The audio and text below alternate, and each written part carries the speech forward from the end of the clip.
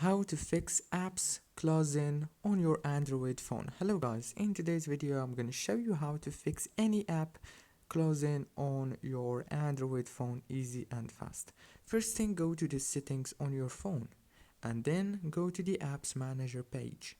Click again on apps, and now on this page you will find all the apps that you have downloaded on your phone.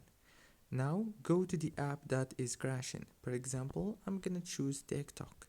Click on it and now click on this force stop option, and then go to the permissions option and make sure to disable the permissions that you don't need.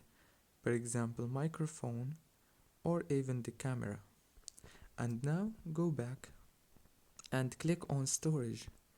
Click here on clear data, and after that click on clear cache.